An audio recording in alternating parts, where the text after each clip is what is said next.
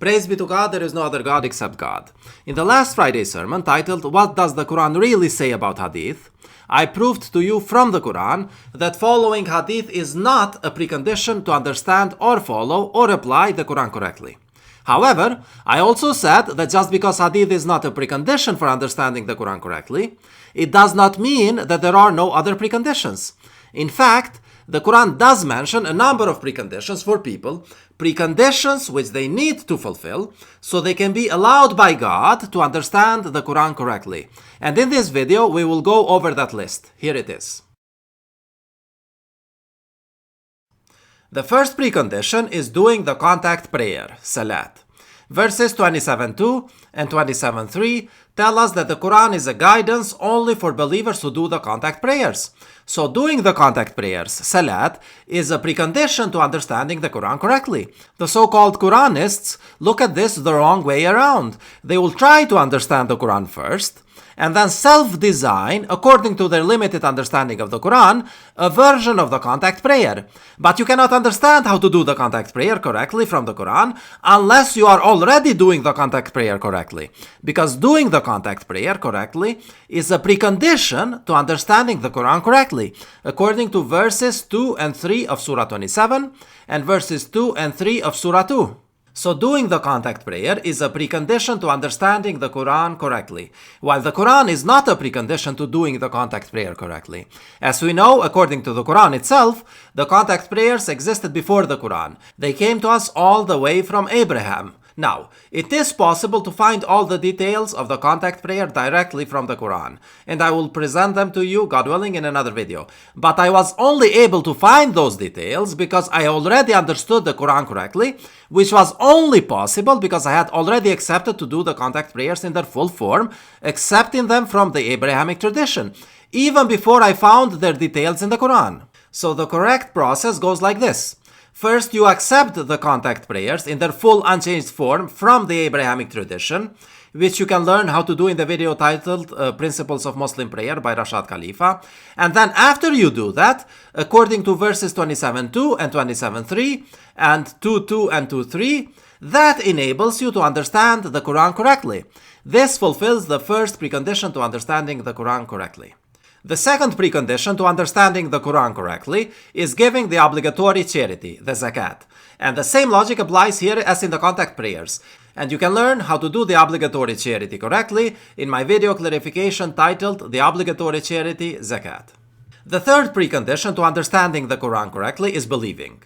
Verses 27.2, 27.76, 27.77, 17.82, and 41.44 tell us that the Quran is a guidance only for those who believe, while at the same time, it only increases the wickedness of the transgressors. And verse 41.44 also tells us that whether the Quran is in Arabic or not in Arabic, say, for those who believe, it is a guide and healing. As for those who disbelieve, they will be deaf and blind to it, as if they are being addressed from far away.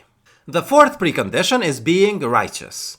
Verse 2.2 says that the Quran is a guidance for the righteous. By the way, the first four preconditions which I mentioned so far are all given together right towards the beginning of the Quran, in the beginning of Surah 2. Surah 2 starts by saying that the Quran is a scripture without mistakes, which is a guidance for the righteous and those who believe in the unseen and observe the contact prayers and give charity.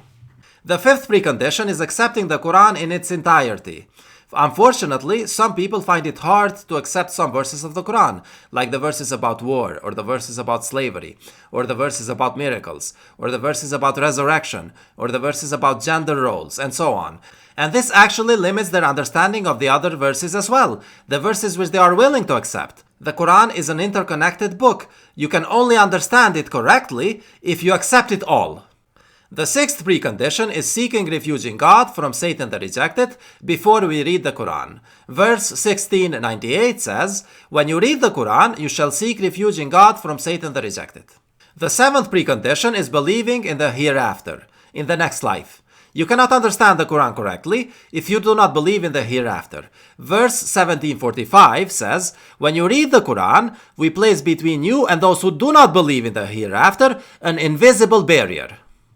The eighth precondition is not disregarding verses when they are brought to you. Verse 18:57 says, "Who are more evil than those who are reminded of their Lord's proofs, then disregard them without realizing what they are doing. Consequently, we place shields on their hearts to prevent them from understanding the Quran and deafness in their ears. Thus, no matter what you do to guide them, they can never be guided." The ninth precondition is not presupposing what the Quran will say. Verse 18:55 says, "Nothing prevented the people from believing when the guidance came to them and from seeking the forgiveness of their Lord, except that they demanded to see the same as the previous generations."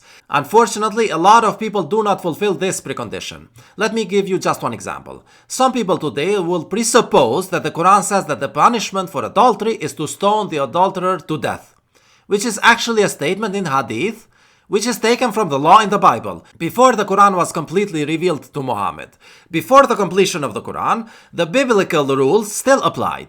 But the Quran is complete now, and we shouldn't presuppose that the Quran will tell us the same thing. Today, the Quran never tells us to kill an adulteress. Instead, the punishment for adultery in the Quran is 100 lashes. We shouldn't presuppose what it will say about a certain issue unless it actually says it. The 10th precondition is not engaging in arguments about what the Quran is saying. Unfortunately, today, most of the online religious groups are organized in such a way where basically all they do is argue with one another, trying to convince each other how to understand the Quran in their own way. That's not the way to understand the Quran. That method of organization actually prevents you from understanding something new from the Quran. You can solidify what you already knew, but it prevents you from understanding anything new from the Quran correctly. Group thinking prevents new thinking. The 11th precondition is fearing God. Verse 23 says that the Quran is a reminder for those who fear God. The same is said in the beginning of the book of Proverbs in the Bible. It says, "The fear of God is the beginning of all knowledge." That's because for any new information to be ingrained in your brain, the brain has to first decide that it's important information to be remembered. And if the heart is fearing God, it automatically tells the brain that the information is important. And then the brain puts that information in its right place to be remembered later. This is why you might have had hundreds of traffic accidents in a video game, and you probably don't remember any of them. But if you had an accident in real life, where fear of dying and meeting God was involved, then you can't forget that accident for the rest of your life. So, a perfect believer who is reading the Quran while fearing God, his brain, because of fear of God, is registering the information similar to how a brain registers information before an accident. The 12th precondition of understanding the Quran correctly is not rushing with the Quran. If you try to absorb more information than you can handle in any given time, it gets jumbled and mixed in your head, and it increases the chances of false memories. You might end up thinking that you remember something from the Quran which is not there at all, and then misunderstand other portions of the Quran because of that false memory. The 13th precondition to understanding the Quran correctly is accepting the translations of the Quran in your language, but expecting the complete details only in the Arabic Quran. Unfortunately, many people today go to the extremes in this issue. They either consider the translations as a final authority in their religious decisions, or they do not show enough trust in the translations. Translations of the Quran should be treated as witnesses of events. Two witnesses of an event make the event trustable for you. And in the same way, you can use two independent translations to figure out what the Arabic Quran very likely says. Or you can use one translation in combination with proof, which is similar to using two translations. And you can definitely know the truth from translations. But by the very fact that they are translations, they cannot have all the details.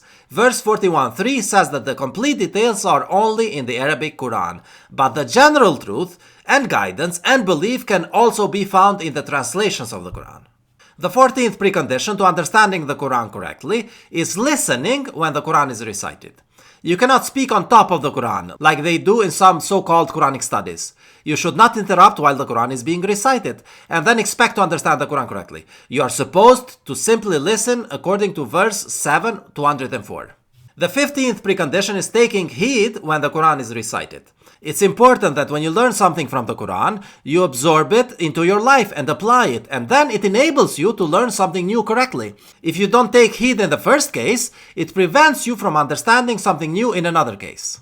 The 16th precondition is wanting to learn more, obviously. Verse 54:17 tells us that the Quran was made easy for those who want to learn. Unfortunately, a large number of so-called Muslims put their children to schools where they force them to learn the Quran in their childhood years, even in cases when they do not want to. They end up memorizing it in their mind, but it's not in their heart. The 17th precondition is being sincere. Verse 56:79 says, "None can grasp the Quran except the sincere." The 18th precondition is being knowledgeable. Verse 3:7 says that when it comes to deeper multiple meaning verses, none knows the true meaning thereof except God and those well founded in knowledge. Unfortunately, often people who have no proof in their life that they are intelligent, they were never among the best at anything, not among the best at school, not among the best at finishing college, not among the best at their work, not among the best at anything, and they still think that they can be the best at understanding the Quran correctly. I mean, you don't have to be the best, but you cannot be the best in understanding the Quran if you are not intelligent enough to be the best at other things early in your life when you are tested on other things. And finally, the 19th precondition to understanding the Quran correctly is reading it regularly. Verse 17:106 says that the Quran was revealed slowly to be read over a long period of time.